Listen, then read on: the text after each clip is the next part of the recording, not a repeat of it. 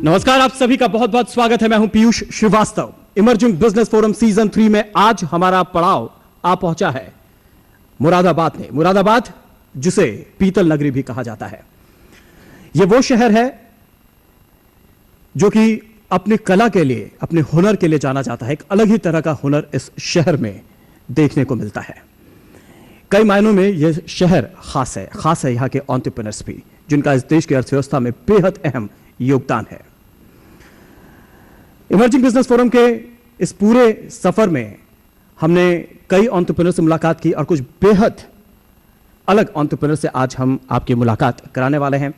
और आज हमारे चर्चा का विषय है logistic support and operational challenges for SME sector. अगर आप बिजनेस करते हैं, आपने बिजनेस की शुरुआत की है, तो किस तरह के डे टू डे चैलेंजेस से आपको रूबरू होना पड़ता है और उनके सॉल्यूशन क्या हो सकते हैं, इन तमाम मुद्दों पर आज हम विस्तार से बात करेंगे।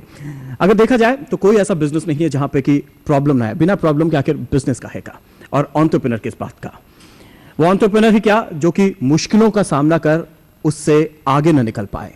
तो किस तरह की डे टू डे लाइफ में चैलेंजेस आते हैं आपके सामने और किस तरह से उनसे आप आगे निकल सकते हैं, किस तरह के लॉजिस्टिक चैलेंजेस सिर्फ इस पूरे सेक्टर के सामने इस वक्त हैं, ये भी हम जानने की कोशिश करेंगे। जब बात ऑपरेशनल चैलेंजेस की होती है तो सबसे पहले तो बहुत पहले ये मैंने मैनेजमेंट में कहीं ये पढ़ा था कि फेल एंटरप्रेन्योर नाम की कोई चीज तब तक नहीं कही जा, किसी को फेल एंटरप्रेन्योर तब तक नहीं कहा जा सकता जब तक कि वो क्विट नहीं करता, तब तक वो सिर्फ एक स्ट्रगलिंग एंटरप्रेन्योर होता है। यानी कि मुश्किलें आपके सामने जरूर आएंगी अगर आप बिजनेस कर रहे हैं, लेकिन उन मुश्किलों से पार निकलना सबसे बड़ी चुनौती होती है। सतपाल जी, आपसे इस पे मैं जानना चाहूंगा कि जो तीन आपके हिसाब से आपको लगता है कि सबसे बड़े जो चैलेंजेस हैं वो क्या होते हैं एक नए एंटरप्रेन्योर के लिहाज से। 6 महीना मुझे बिजनेस शुरू करते हुआ, तो सेटअप करते वक्त जो सबसे बेसिक चैलेंजेस आते हैं वो क्या है? सबसे बेसिक चैलेंज तो फैक्ट्री जब सेटअप आप कर लेंगे तो फाइनेंस की सबसे ज्यादा जरूरत होती है जी, जो कि नए एक्सपोर्टर को फाइनेंस लेने में सबसे ज्यादा तकलीफ आएगी। बैंक कोलेटरल के बगैर फाइनेंस नहीं करता, और जब तक कोलेटरल नहीं होता, नए एक्सपोर्टर के पास कोलेटरल कहां से आएगा? बिना कोलेटरल के बैंक फाइनेंस नहीं करता, क्योंकि उसको डर होता है कि नया एक्सपोर्टर कहीं फेल ना हो जाए और मेरा पैसा न डूब जाए। बैंक अपनी जगह सच्चे हैं, मगर नए एक्सपोर्टर के लिए पैसा अरेंज जब तक नहीं होगा, जब तक वो कामयाब आगे नहीं हो सकता। सैंपलिंग की प्रॉब्लम है, दूसरा बायर्स की प्रॉब्लम है, उसको ट्रैवलिंग के लिए खर्चा चाहिए। ये सारी चीजें जब आप जोड़ लेंगे और बायर्स ऑर्डर दे देगा।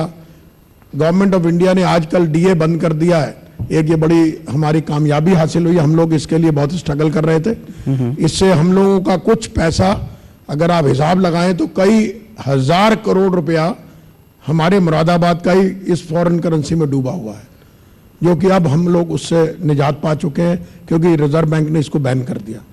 तो ये सारी चीजें जब आप जोड़ के देखेंगे तो एक्सपोर्टर को सबसे पहले बैंक से मदद की जरूरत है। जब बिजनेस हमने शुरू किया उसके बाद जो आम तौर पर जो समस्याएं आती है उसमें सबसे पहले कौन सी? बिजनेस स्टार्ट करने पर सब में पहले जो मुख्य चीज है वो है उसको technical guidance, financial guidance.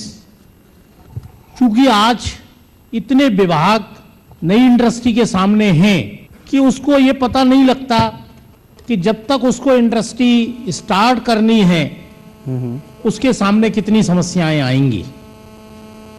Government support चाहे स्टेट गवर्नमेंट की हो या सेंट्रल गवर्नमेंट की हो, वो उसके इंडस्ट्री की तरफ कोई बिल्कुल ध्यान नहीं है। बिजनेस एनवायरनमेंट की आपने बात की, मुझे लगता है कि भारत का रैंक अभी एक रीसेंट सर्वे हुआ था, उसमें 196 देशों में भारत की जो स्थिति है वो 132वीं हमारी रैंक है बिजनेस के माहौल के लिए। लेकिन सबके बाद भी सिर्फ गवर्नमेंट को क्या दोष देना उचित है, यह बड़ा सवाल है। परमजीत जी, मैं चाहूंगा कि यहां पर आप से मैं जानना चाहूंगा, चूंकि आप एनएसआईसी को रिप्रेजेंट करते हैं, 11,500 करोड़ का आज के दिन में एनएसआईसी का ओवरऑल टर्नओवर है। डे टू डे आप सैकड़ों एंटरप्रेन्योर से आपकी मुलाकात होती है। क्या आप इन तमाम बातों से इत्तेफाक रखते हैं जो बात हमारे पैनलिस्ट ने उठाई कि हर चीज में क्या गवर्नमेंट का सपोर्ट जरूरी है? देखिए, जो फाइनेंशियल सपोर्ट है, जब भी कोई एंटरप्रेन्योर नया बिजनेस चालू करता है तो फाइनेंस जो है वो उसका ब्लड लाइन है। बिना उसके वो कुछ भी आगे तरक्की नहीं कर पाएगा।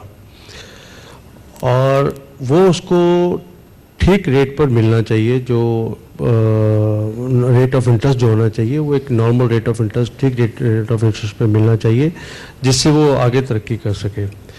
इसके लिए एनएसआईसी ने एक काफ़ी अहम कदम लिया हुआ है। हमारा काफ़ी अच्छा काफ़ी सारे बैंकों के साथ, नेशनलाइज्ड बैंक भी हैं, प्राइवेट भी हैं, इवन बाहर एक्सपोर्ट्स बैंक भी हैं, जिनके साथ हमारा एमओयू है। तो हम जितने भी एमएसएमईस हैं, इनके साथ इनका बैठकर इनकी प्रोजेक्ट रिपोर्ट्स तैयार कराते हैं, और उस प्रोजेक्ट रिपोर्ट्स में को उस तरह से तैयार कराते हैं ताकि वो बैंक्स के अंदर जाकर वो उनको जो लोन की सुविधा है वो जल्दी से जल्दी मिले। और हमारा जितने भी बैंकों के साथ एमओयू है, उन बैंकों के साथ ये एग्रीमेंट में है कि 30 डेज के अंदर वो मेरी एप्लीकेशन को डिस्पोज ऑफ करेंगे। देखिए, ज़्यादातर जो अगर देश में जो ट्रेडिशनल जो ये बिजनेस है, मैन्युफैक्चरिंग खासतौर से, ज़्यादातर देखा जाए तो फैमिली रन बिजनेस होते हैं, जिसमें कि एक जनरेशन ने शुरू किया, उसके बाद सेकंड जनरेशन उसको टेक ओवर किया, उसको आगे ले जाते हैं। ऐसे में कॉर्पोरेट गवर्नेंस का कई बार मुद्दा खड़ा होता है। ऑपरेशनल चैलेंजेस की हम चूंकि बात करें तो इसमें कॉर्पोरेट गवर्नेंस का मुद्दा आना लाजमी है। और जब बात सिर्फ कॉर्पोरेट गवर्नेंस की हो तो इसमें सिर्फ बात किस तरह से कंपनी चलाई जा रही थी कि नहीं, इसमें किस तरह से फाइनेंशियल डिसिप्लिन को मेंटेन किया जाना चाहिए। हरदयाल जी, आपके सामने जब तमाम एंटरप्रेन्योर्स आते हैं, आपके सामने जब बैलेंस शीट आती है, तो उसमें बेसिक प्रॉब्लम आपको कहां समझ में आती है कि ये दिक्कत है और इस वजह से इनकी जो फाइनेंशियल डिसिप्लिन है वहां पर गड़बड़ होती है, वो कहां पे है और उसे कैसे सुधारा जाना चाहिए? देखिए, जो बिजनेसेस हैं जो प्रोफेशनली रन करती हैं और जो फैमिली रन करती हैं, ऑब्वियसली उनकी बैलेंस शीट में तो बहुत फ़र्क आता है। जब हम उसको एनालाइज करते हैं या उसको वैलिडेट कराते हैं या क्रेडिट रिस्क असेसमेंट करते हैं, तो इन्वेरिएबली देखा जाता है कि कहीं पर बिकॉज ऑफ कुछ कंसिड्रेशन से कुछ कॉम्प्रोमाइज़ कर दिए जाते हैं जो बहुत इंपॉर्टेंट रेशोज़ के अंदर। मैं ये नहीं कहना चाहूँगा कि सिर्फ प्रोफेशनल कंपनी के अंदर रेशोज़ हर समय अच्छे होते हैं, बट ओवरऑल ये है कि there is a need to bring in professionals also and skilled people in the business. और इसके लिए स्टेट बैंक ने बहुत मेजर एक स्टेप उठाया है कि जो हम एक जो वैलिडेशन करते हैं कि क्रेडिट रिस्क असेसमेंट करते हैं, एक उसके अंदर हमने मार्क्स अलॉट करे हुए हैं कि अगर आपके पास प्रोफेशनल मैनेजमेंट है, आपके पास स्किल मैन पावर है, which is not exactly part of the balance sheet actually. नहीं, एक सेकंड, यहाँ मुझे क्लियरिफिकेशन चाहिए। प्रोफेशनल मैन पावर से आपका मतलब कि क्वालिफाइड एमबीएस या किस तरह के प्रोफेशनल क्वालिफिकेशन को आप उसमें कंसीडर करते हैं? देखिए, मैं एमबीए से नहीं जाऊंगा, लेकिन यह है कि जिसके पास प्रोफेशनल डिग्री है और उस इंडस्ट्री से उसका नाता है और उस इंडस्ट्री के अंदर उसके पास उस इंडस्ट्री की नॉलेज है। अगर मेंथा है तो उस आदमी को अगर मेंथा के बारे में पता है काफ़ी, अगर एक मेटल इंडस्ट्रीज में मेटलर्जी के बारे में उसको पता होना चाहिए। और गवर्नेंस की चूंकि बात हो रही है साइमल्टेनियसली, तो ऑब्वियसली जो एडमिनिस्ट्रेशन है उसके अंदर the administration is also running. क्योंकि मुझे अब तक ये पता है कि आप जो प्रमोटर है उसके प्रोफाइल को तो चेक करते हैं, लेकिन ये मुझे नहीं पता था कि जो एम्प्लॉइज हैं उनके प्रोफाइल को भी चेक करते हैं। क्या ऐसा होता है आमतौर पर? हाँ, हम एक्चुअली हमारे यहाँ जो क्रेडिट रिस्क असेसमेंट होता है उसके अंदर 3-4 पहलू होते हैं। एक पहलू होता है जो प्योरली बैलेंस शीट से जी, दूसरा पहलू है जो मैनेजमेंट से रिलेटेड है। वहां पर हम मैनेजमेंट में स्किल मैन पावर के लिए, प्रोफेशनल्स के लिए, उसके लिए हम एडिशनल मार्क्स देते हैं, जिससे कि फ़ायदा ये होता है कि उनका क्रेडिट रिस्क असेसमेंट में ओवरऑल स्कोर बेटर होता है और उसी स्कोर के बिहाफ पर आप लोगों के इंटरेस्ट, मार्जिन और सैंक्शनिंग जो है, फास्टर प्रोसेसिंग है, all those things are actually dependent.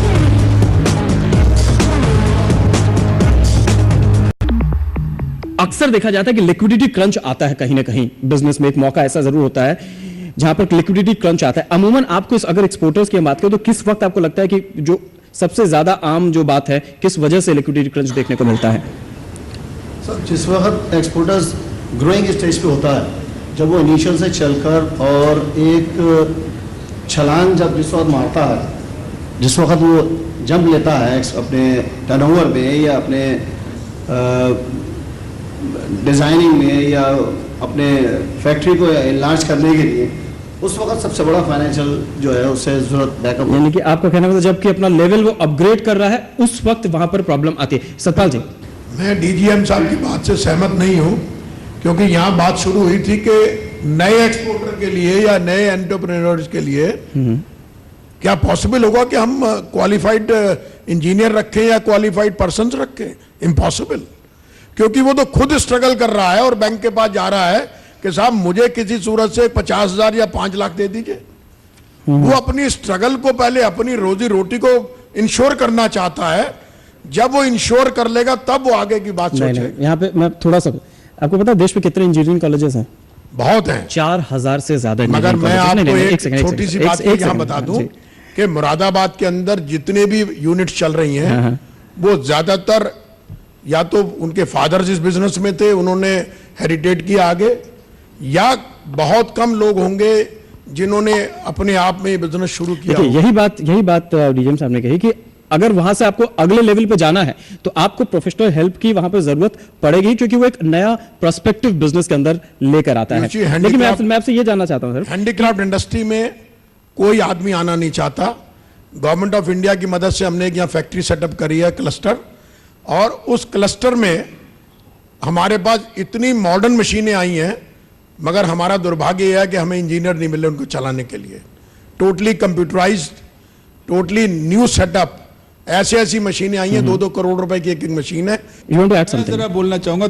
देखिए, हमने बात शुरू करी थी कि प्रोफेशनल चाहिए नहीं चाहिए या क्या है। ऑब्वियसली एंटरप्रेन्योर स्किल्स जो हैं वो तो सबसे इम्पॉर्टेंट है। विदाउट दैट तो एक स्टेप भी आगे नहीं बढ़ सकता, इसमें कोई शक है ही नहीं। मैं नहीं समझता हूँ कि ऑडियंस में भी और जो यहाँ पर पैनल बैठा हुआ है वो इस चीज़ को डाउट कर सकता है कि जो एंटरप्रेन्योर स्किल्स है वो अगर किसी में नहीं है तो बिजनेस आगे बढ़ पाएगा। हम बात कर रहे हैं बेसिकली कि एसएमई सेक्टर को अंदर किस तरीके से उसको दुनिया के स्तर पर कॉम्पिटिटिव बना सकें और किस तरीके से उसमें डेप्थ ला सकें पूरे के पूरे। इतना इंपॉर्टेंट है, आपने बताया कि कितने लोग इन्वॉल्व हैं, कितना वो जीडीपी को कंट्रीब्यूट करता है, तो इसमें कोई शक नहीं है। हमारे को अगर ऑब्वियसली अगर उसको कॉम्पिटिटिव बनाना है, वॉल्यूम्स जनरेट कराने हैं, तो कहीं पर थोड़ा सा एक आगे स्टेप लेना पड़ेगा। मैं उस कॉन्टेक्स्ट में बोलना चाह रहा था, तो I thought let me clarify also on this. कोई बात नहीं sir, coming back to my previous point, सवाल ये था कि लिक्विडिटी क्रंच आमतौर पर क्यों बिजनेस में आता है? आप चूंकि रोज आपके सामने इतनी बैलेंस शीट आती है, तो सबसे बड़ा रीजन इसका आपको क्या समझ में आता है और उसका सोल्यूशन क्या है? देखिए, लिक्विडिटी सबसे इंपॉर्टेंट है, सबको मालूम है। मुझे ऐसा लगा जब डिस्कशन स्टार्ट होगा तो और चीज़ों से स्टार्ट होगा जो पूरे के पूरे जो एक यूनिट को सेटअप करने के लिए जो रिक्वायरमेंट होती है पॉलिसी लेवल पर। नहीं, उस पर आ रहे हैं, उस पर आएंगे, लेकिन चूंकि सबसे इंपॉर्टेंट लेकिन मैं चूंकि हम फाइनेंस की बात कर रहे हैं, ऑब्वियसली फाइनेंस सबसे इंपॉर्टेंट रोल प्ले करता है, बिकॉज बिगर फाइनेंस के कुछ नहीं हो सकता है। लिक्विडिटी क्रंच क्यों आती है, उसके बहुत रीज़न हो सकते हैं। कैपिटल बहुत बड़ा है, डाइवर्जन ऑफ कैपिटल है, यूटिलाइजेशन ऑफ कैपिटल है, किस तरीके से अगर शॉर्ट टर्म को लॉन्ग टर्म में कर दिया जाए तो शॉर्ट टर्म मिसमैचेस हो जाते हैं। वो सारे जो मुद्दे हैं उन सबको बहुत बार टाइमली सपोर्ट नहीं मिल सकता। देखिए, अगर बैंक ने या किसी ने जो फाइनेंशियल कंपनी अगर उसने टाइमली सपोर्ट प्रोवाइड नहीं किया तो एक ऑर्डर शायद कैंसिल हो सकते हैं। एक साथ एक अक्सर टर्म सुनने को मिलता है, फाइनेंशियल डिसिप्लिन मेंटेन करना बहुत जरूरी है। की पॉइंट क्या है फाइनेंशियल डिसिप्लिन मेंटेन करने के, जो कि किसी भी एंटरप्रेन्योर के लिए मस्ट है, स्पेशली फॉर द बिगिनर्स? देखिए, फाइनेंशियल डिसिप्लिन में सबसे इंपॉर्टेंट चीज है कि बुक्स को जो है सबसे बहुत प्रॉपर्ली रखना चाहिए। जितना रिकॉर्ड है, जितना भी पूरा का पूरा, वेदर सेल्स है, इन्वेंट्री है, फिनिश गुड्स है, या जो भी बोरोइंग्स हैं, थोड़ी लिटिल ट्रांसपेरेंसी उसके अंदर चाहिए, उन सब चीज़ों के अंदर, और प्रॉपर मेंटेन होता है तो ऑब्वियसली फाइनेंशियल डिसिप्लिन आने लगता है।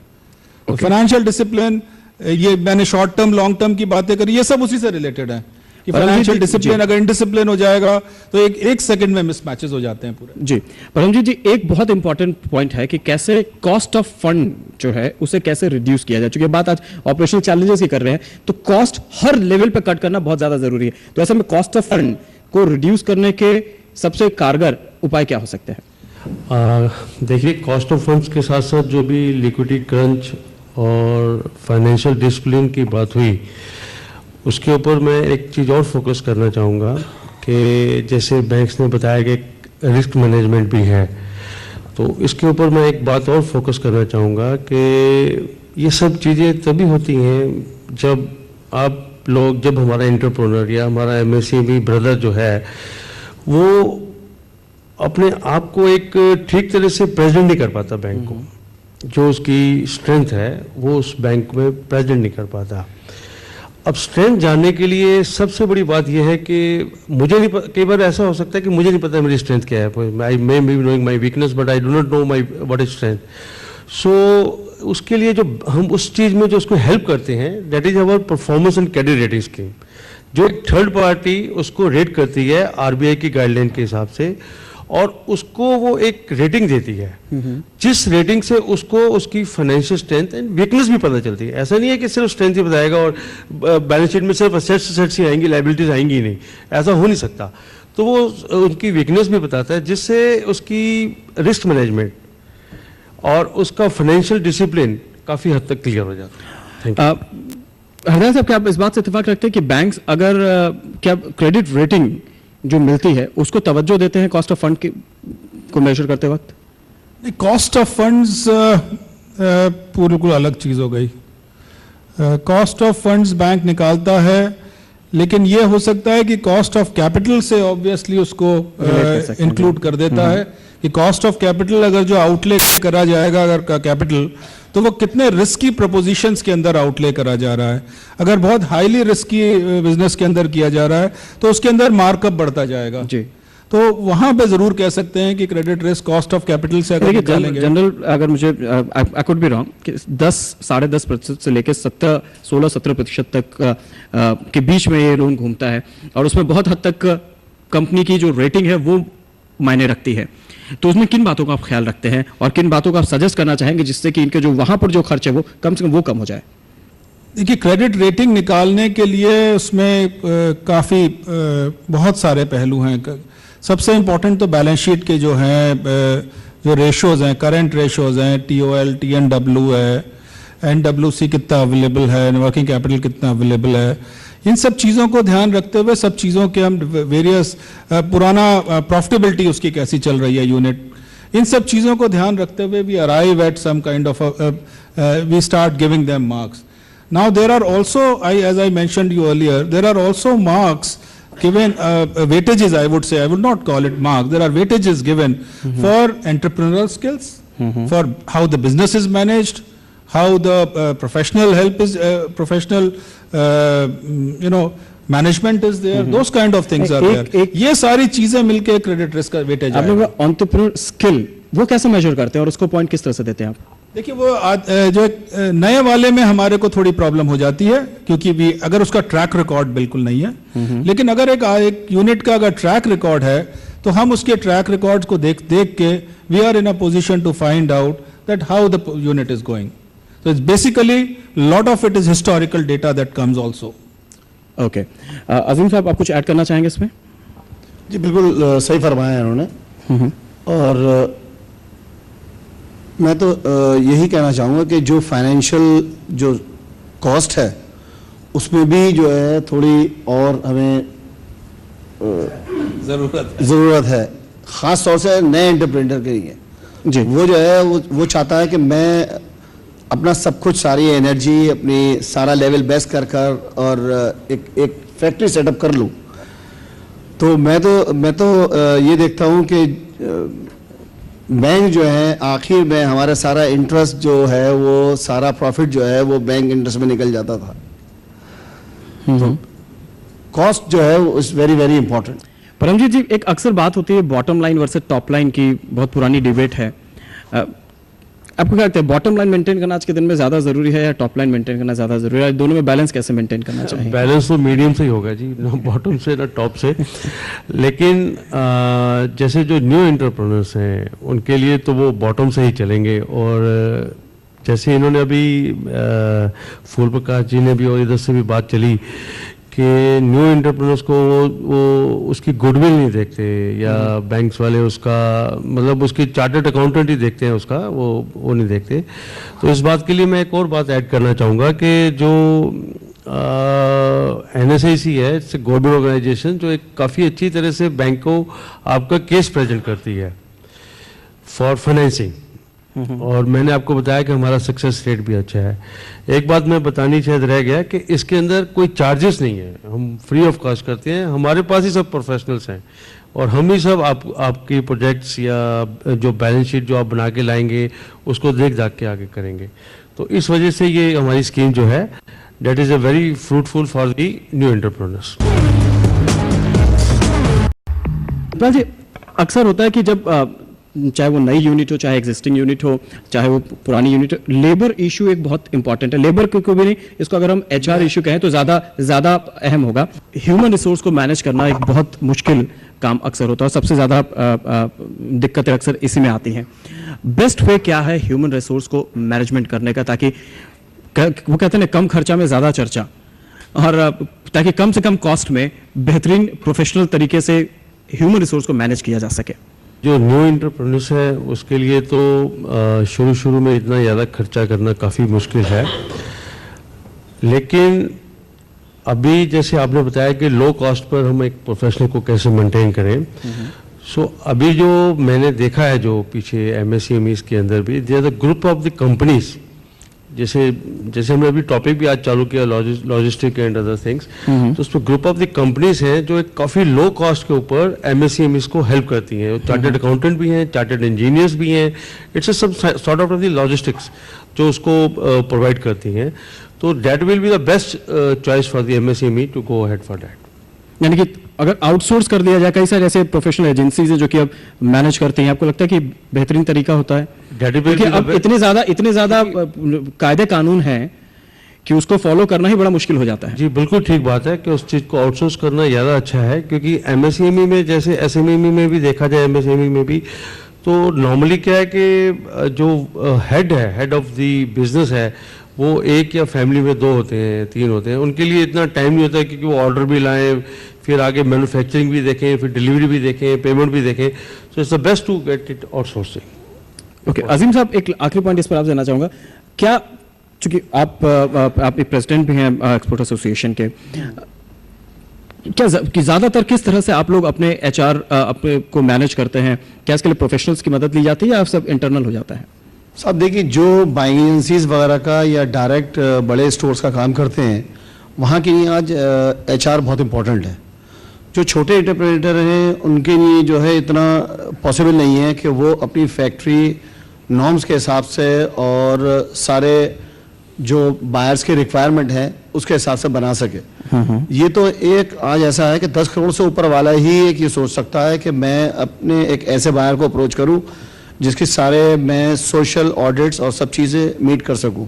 नए एंटरप्रेन्योर तो ये समझ लीजिए कि अपने एक तरह से घर से स्टार्ट करता है, ऊपर रहता है, नीचे बिजनेस करता है और लो कॉस्ट पे खुद मेहनत ज़्यादा करता है, प्रोफेशनल स्टाफ नहीं हायर कर सकता। जो बात स्किल डेवलपमेंट की है उसके लिए मैं आप लोगों को बताना चाहूँगा कि एनएसआईसी ने एक काफ़ी अहम और कदम उठाया हुआ है। हमारे यहाँ टेक्निकल इंक्यूबेटर्स हैं जिसके अंदर हमने मशीनें भी लगा रखी हैं और हम वहाँ लोगों को ट्रेनिंग देते हैं।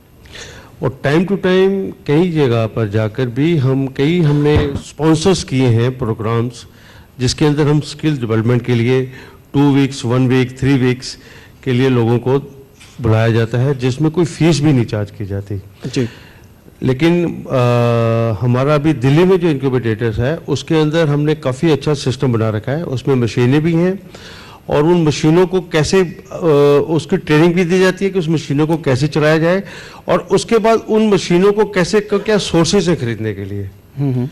सोर्सेज के बाद उस मशीनों में आपने अगर लेना है तो वो हमारे साथ जो बैंक्स के टाई अप है, वो बैंक्स के रिप्रेजेंटेटिव भी हैं, उन बैंकों के साथ उनकी बातचीत कराई जाती है ताकि वो उसको अच्छी तरह से मतलब लोन किस रेट से वो ले सकें, आसान से ले सकें।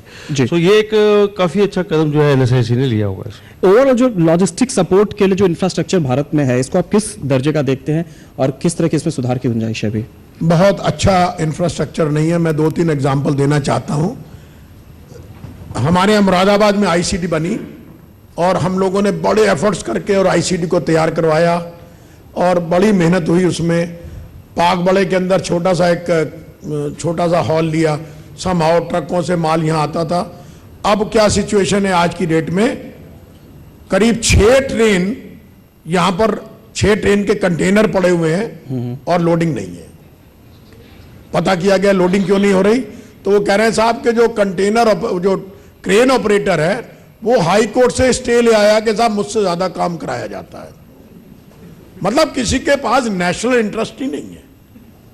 आप अंदाज करिए 6 ट्रेन, एक ट्रेन के अंदर करीब 65 कंटेनर जाते हैं और कोई उसको देख नहीं रहा।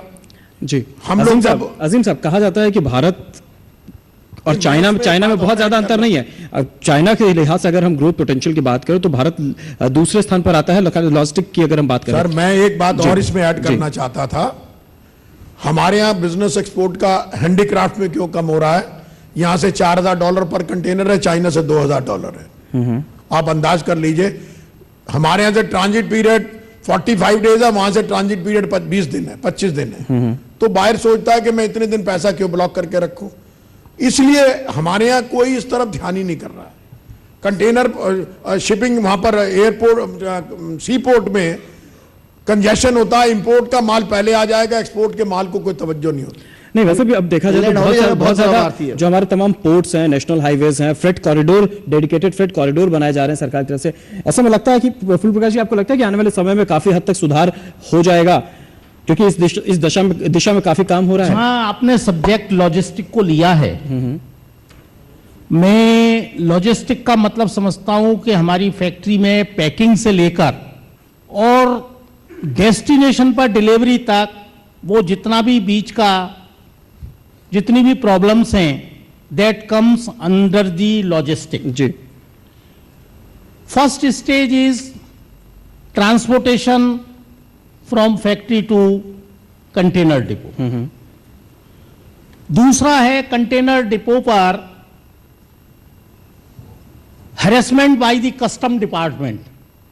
Now the custom department is the worst department in the India who harass to the trader. तो उसके द्वारा अगर आप देखेंगे कि आपका कोई सामान है, उसको कि ये इस चैप्टर में नहीं आता, इस चैप्टर में आता है, उसके लिए भी उसको परेशान होता है। स्टफिंग तक, स्टफिंग से पहले इंस्पेक्शन में और इंस्पेक्शन के बाद लोडिंग में 3-3, 4-4 दिन और 5-5 दिन हो जाते हैं, जबकि कहीं किसी कंट्री में ऐसा नहीं है कि जो कस्टम डिपार्टमेंट के द्वारा इस तरह का हरेसमेंट होता हो। परमजीत जी, अगर इन सारी बातों को समराइज हम करें तो आपको क्या लगता है कि जो ये स्पेशली एनवायरमेंट सुधारने की कोशिश अगर की जाए तो उसमें क्या क्या चीज़ों की फिलहाल अभी जरूरत है, आपको लगता है? देखिए, लॉजिस्टिक की जहाँ तक बात आती है तो इसमें 2 बातें बहुत अहम करती हैं सब, जो मेरे ख्याल में आती हैं।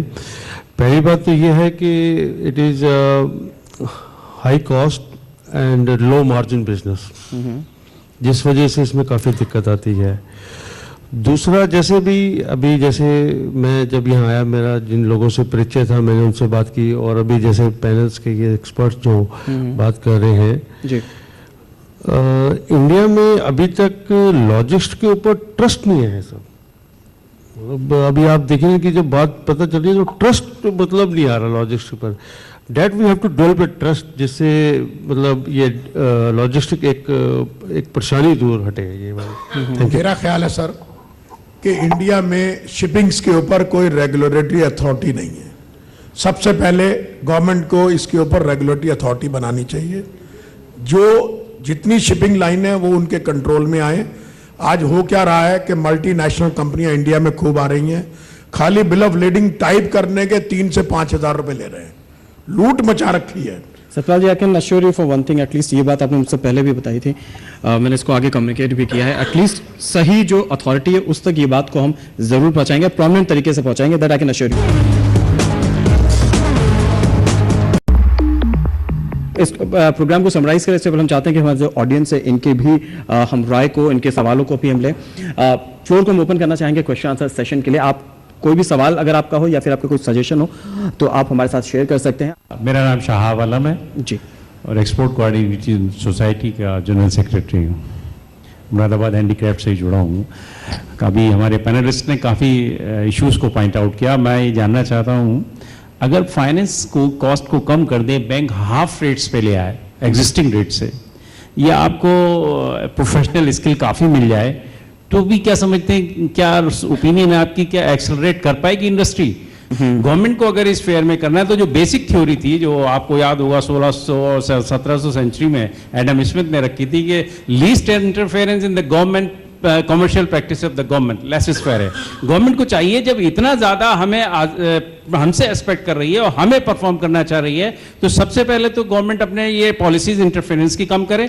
दूसरी बात अगर करनी है तो ये करप्शन रेट कम करे। तीसरी बात अगर बढ़ाना है तो इंफ्रास्ट्रक्चर को बढ़ाए और फिर हमें प्लेयर बनाने दे। हम एक छोटे से टैक्स को लेना चाह रहे हैं, छोटे से फॉर्म को लेने जा रहे हैं, तो हमें क्या सेल टैक्स में या वेट में या फिर इनकम टैक्स में क्या करना पड़ता है या रेवेन्यू डिपार्टमेंट में, ये चीजें हमारे पर एक ऐसा इंपोजिशन है जिसके बारे में हम जानते हैं कि हमारी बिजनेस कहां जाती है, एसएमईज कहां खड़ी है।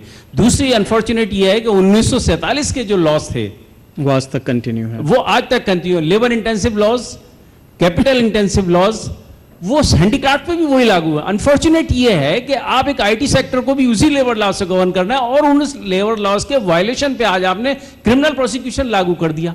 तो इतना ज्यादा गवर्नमेंट को अनदेखी नहीं करनी चाहिए, ये क्रिमिनल नेग्लिजेंस है।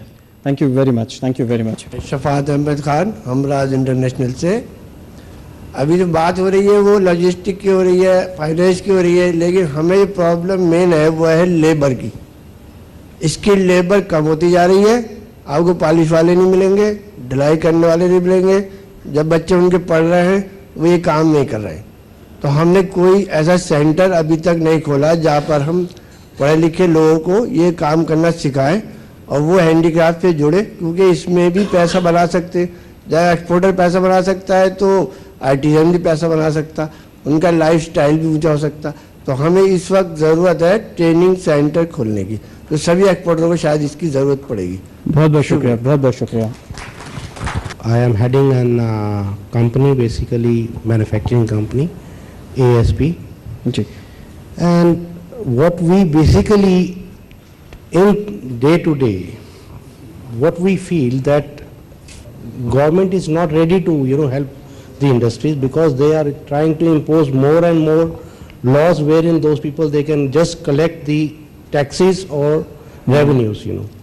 But how much revenues those people they want to spend on to you? Nothing. nothing. Like today, if you want to run our industry, a basic need is the power. Power is not available. Road structures, road conditions are so bad. Then government interference is on the road. To transport your material itself. You have lot of problems on daily basis.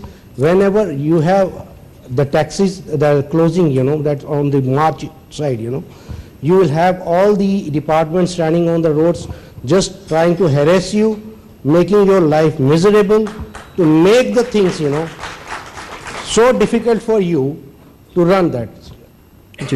Simultaneously, like people, they were talking about I was just listening around, that why we can't have the professionals into our companies. Ji, I think today the need is to have a good professionals, otherwise you people cannot run your industries.